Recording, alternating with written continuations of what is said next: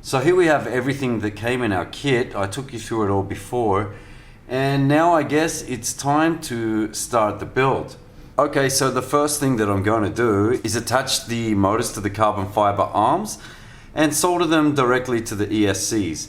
Now, I'd say that these ESCs are probably, you know, a little bit bigger than what you would want for this size arm.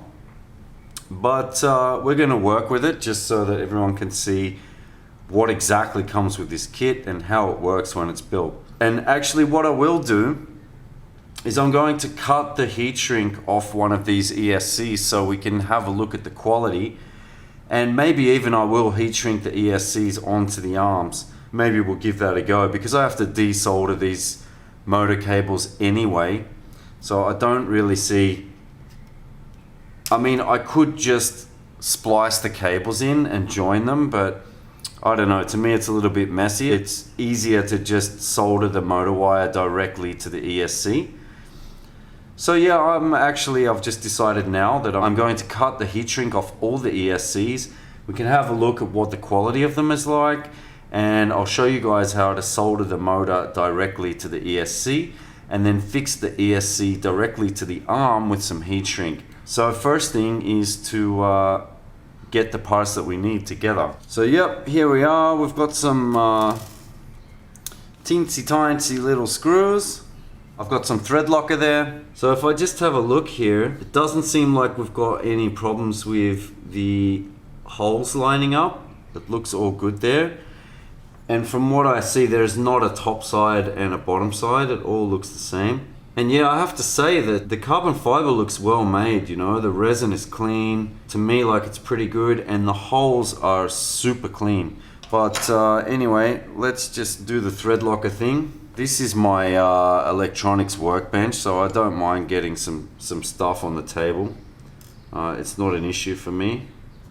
My girlfriend is not going to yell at me because this is my table. So yeah, I'll just basically get them nice and wet in the thread locker. Obviously, you don't want too much of the thread locker in there because you don't want crusty stuff in the motor. Now, one thing I'll say is get yourself some good tools. This is a decent screwdriver. The Stanley ones, they have similar ones.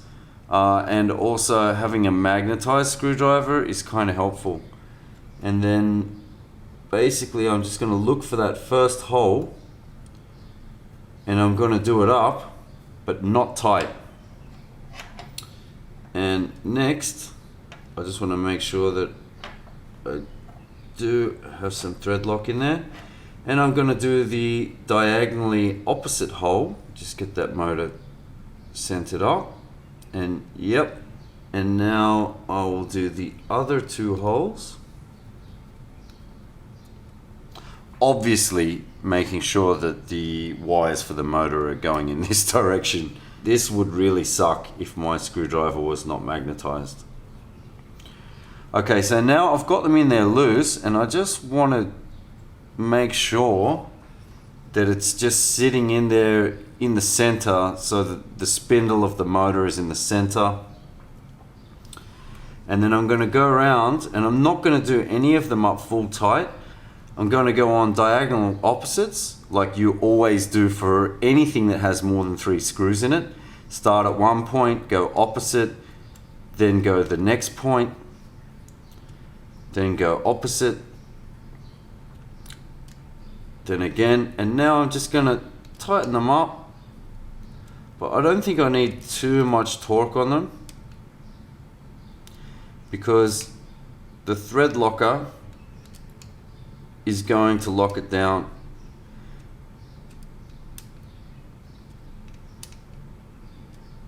I mean, if you're used to doing up screws, you know, if you're a hobbyist and stuff, it's not ridiculous tight. It's just tight enough so that the thing is not going to move. And I'd say that's pretty good. And now I'm going to go through and do the other 3 motors onto the arms. And yeah, I mean, I guess that I want to do a bit of an inspection on the motor before I lock it down, just to make sure the little C-clip is on good, which it seems to be. I can actually see a little bit of rubbish on the machining of the rotor there, but you know, it seems to spin okay. We're gonna roll with it. Okay, and now we have our 4 motors attached to our 4 arms, and they're nice and tight. We've got some thread locker in there. I've inspected the motors so that they all feel the same. Not that I really know what I'm feeling for, like I'm pretty new to this, but I'm just making sure that they all feel the same. So the next thing we need to do is prepare our ESCs. So I guess firstly, I'm going to just peel off the sticker, because in the end it's all marketing crap anyway. And to be honest, I'm not about to go and wear a Hobby Sky Simon K 20 amp t-shirt, so I don't really need to leave it on my quad. So obviously I'm making sure that I'm not cutting any components here. I've just started a cut in the heat shrink, and just generally, like, once you've started cutting heat shrink, it does start to rip. So I'm just ripping it off. So you can see that we, yeah, I mean, I have to say that the quality of the soldering on that is top notch. Every component is bang on, surprisingly. It's looking good. Let's see what brand are the caps? FMZ, nothing to write home about. And then we've got our heatsink here with a thermal pad, which is basically taking the heat away from our FETs. And these are the things that do all the work. These are basically switches. So what I actually want to do is desolder these 3 leads, which is going to be pretty easy actually.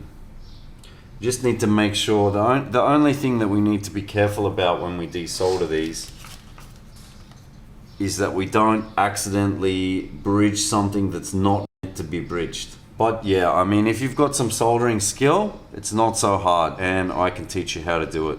It's really not rocket science. So that's the next thing, is to get all our ESCs ready. Okay, so now you can see here that we have a pile of naked ESCs, basically 4 heat sinks, the stickers. I don't know if I'm going to put them back on. If anything, the sticker is just going to stop heat dissipation, and we want heat to get out as much as possible. So let's just have a look at what exactly makes up one of these ESCs and how it works. Even if you don't understand all of it, maybe it might shed some light for some of you. Let's have a look. Okay, so really, it's pretty simple.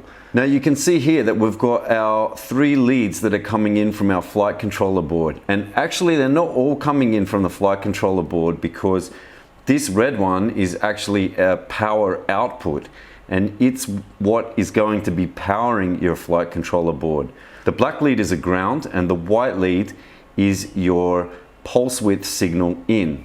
Now I will do a tutorial in a separate video about what pulse width is and how it works. It's very similar to the CPPM video that I did. But anyway, what happens is this pulse width signal goes into this Atmel mega chip, and this is basically just an 8-bit processor at 8 megahertz clock speed, I think it runs at. And it's converting these pulse width signals into a switching signal, which is then controlling the FETs that are on the other side. Now this little part here, this is actually a voltage regulator. It's a pretty standard part. Anyone doing any electronics should know what a 7805 is. But basically this is just making sure that we're never going over voltage into this chip, because if you go over 5 volts, it's not going to like it very much at all. Now this chip is what holds the Simon K firmware or the BL Heli firmware or whatever firmware is in the thing. And what that firmware does, it's a way of interpreting the PPM signal that's coming in on the white wire and controlling the FET switches on the other side, which then go out to the motor.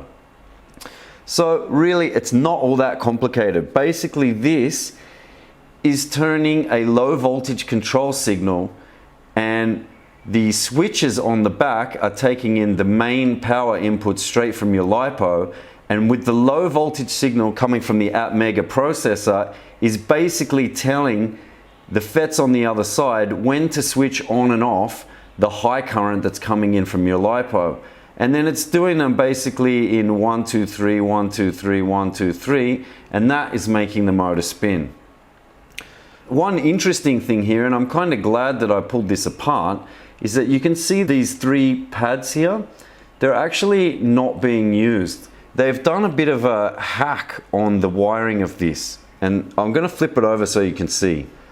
So okay, now you can see the other side, and these are the FETs that I'm talking about, and FET just means field effect transistor, and that's just a way that the transistor works. You don't really need to concern yourself with how it works, it just does. If it didn't, then you know, pretty much nothing electronic would work. Anyway, these 2 here are actually your BEC, and they're just a linear voltage regulator. Again, a 7805, you notice is written on here. Basically, these things just put out 5 volts, even if your LiPo is putting 11, 12 volts in.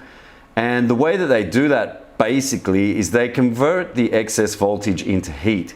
So these 2 things are going to be getting fairly hot, and that's why we had the thermal pad and the heatsink on there. And also the FETs are going to get quite hot because they're switching at a pretty high frequency with a pretty high amount of power going through them. What you'll see here is that they've actually hacked these motor output wires directly onto the FETs. And I'm guessing that maybe there might have been problems with these ESCs burning out when they attached them to the pads on the underside.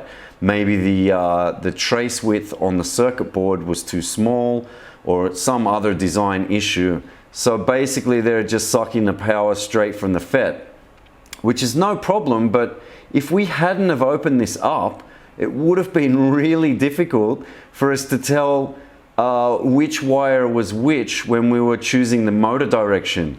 And in fact, I think it would have been almost impossible to tell without doing trial and error.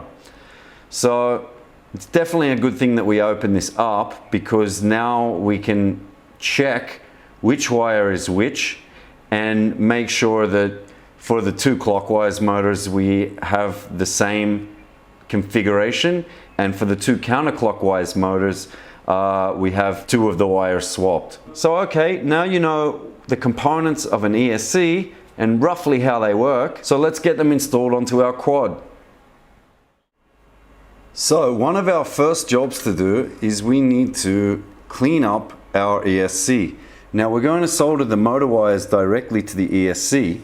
The first thing we need to do is remove these wires. Now of course you need a good soldering iron, but what we want to do here is just put a little bit of solder on there on the end of the tip, and what that does is that increases the surface area that's going to connect to the connection that we want to melt, and it's going to increase the heat capacitance just a little bit. And by heat capacitance I mean when I touch this soldering iron to this wire which is connected to the FET and the copper in the circuit board, all that stuff is going to act as a heat sink and suck the heat away from the soldering iron. This is a problem with cheap soldering irons.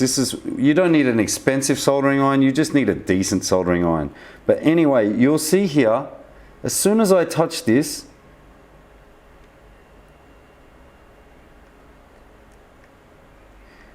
we're off. And now I'm going to do the same thing.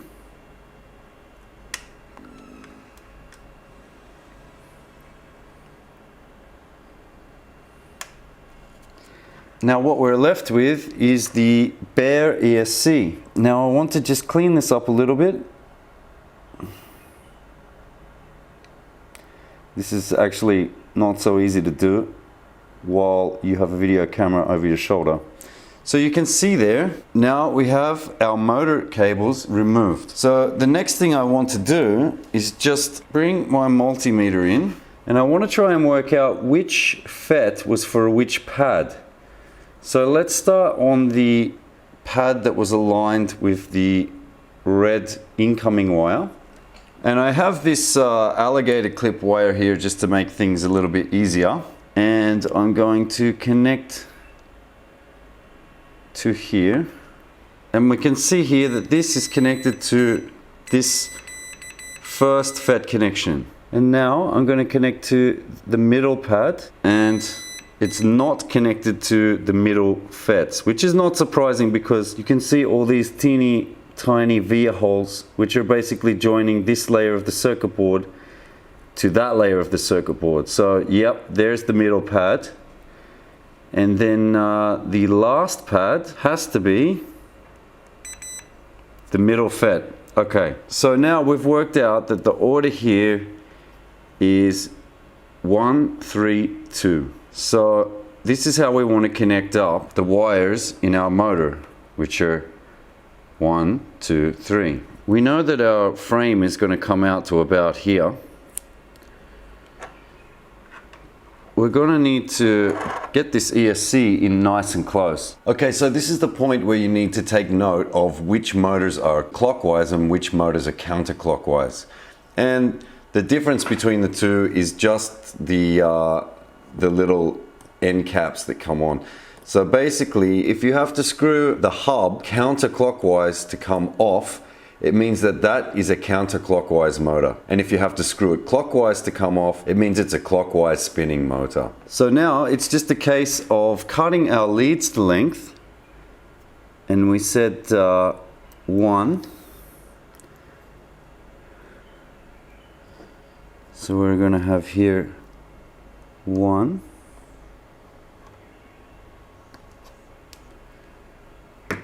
And the middle one is 3. As in the middle bank of FETs is the third cable from the motor. And actually we don't need that there now because I know that I just need to make that one a bit shorter and then that one a bit shorter again.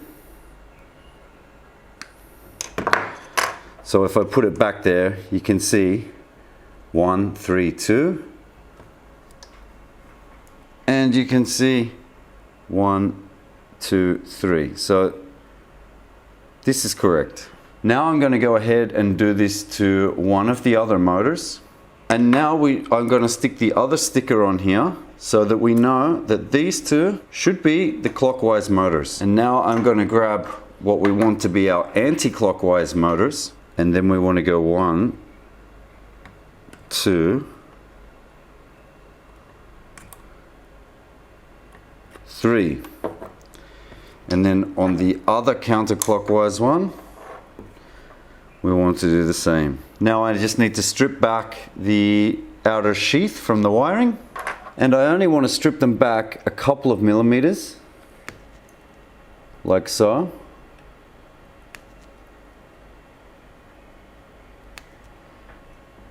Now it's also probable that these wires here are actually the wire out of the motor stator windings. And if that's true, then they're going to be insulated wire. So they may not be the easiest to solder. But let's see. So you can see here that if I try to solder these wires directly, the solder will not... Okay, it's just made a liar out of me. Okay, yes, the solder will take. Okay, so this is one where the lamination is not burning off easily. If you struggle with the lamination, all you need to do is just grab a sharp knife and just scrape the lamination away. And you can see the lamination on the carbon fiber there. And if I just roll it with my finger, I can get to the other side. And hopefully that's enough to tin the wire. And you can see there now that the wire is tinning. So now our wires are tinned, we actually want to just connect them back into the place where the ESC motor wires were. And we start with the closest one.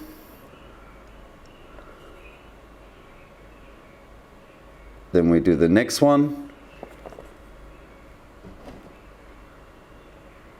And now we do the last one.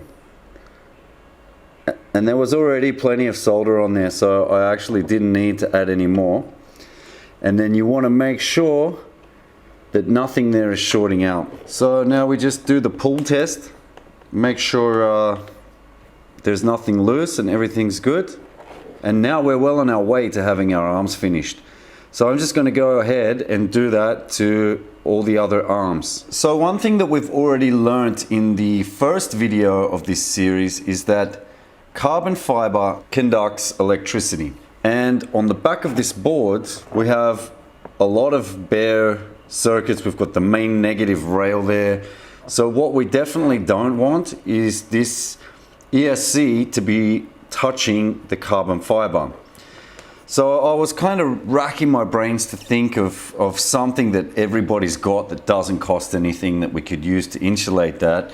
And I was looking around the house and I just found this packet. It's just like a normal plastic blister pack. This had some screws in it. And basically I was looking at it and I was looking at the size of it and I was looking at the size of the ESC and I thought, bingo, that's perfect. So what I'm going to do is just cut out some squares the size of the arm and wedge them in between the ESC and the carbon fiber arm. And this is basically going to rule out any chance of us getting a partial short circuit from the carbon fiber. So hopefully you can see these bits of plastic, and the idea is that they are going to slot in underneath the ESC and they weigh pretty much nothing, and they're just going to insulate the ESC from the carbon fiber. Now we still have to put the heat shrink on the arm. We're also going to cut our ESC control cable perfectly to length. This is going to be a tidy build. This is not going to be bundles of cables everywhere. So we can't do up this assembly and close it with heat shrink until first of all we've cut these to length, and also we've tested, because hey, we might have a bad ESC or a bad motor and it would suck to put the whole quad together and then find that out. So we're going to test it first. So actually a great easy way for me to test this is with this little Hobby King servo tester. Turnigy servo tester. And you can see here it says servo tester, but you can use it for motors as well. And it's really convenient. So basically all we have to do is plug the servo tester in, so minus, plus and signal. And one of the really cool things is as soon as we power the ESC, these built-in Beck is going to feed the power to the servo tester. So it's really simple. So I have one of these really small 3-cell lipos, and it's going to be good just to test. And all I have to do is just hook it up. Can be pretty dodgy, doesn't matter. Obviously making sure that we do not short anything. And there you can see that indeed this particular motor is spinning counterclockwise.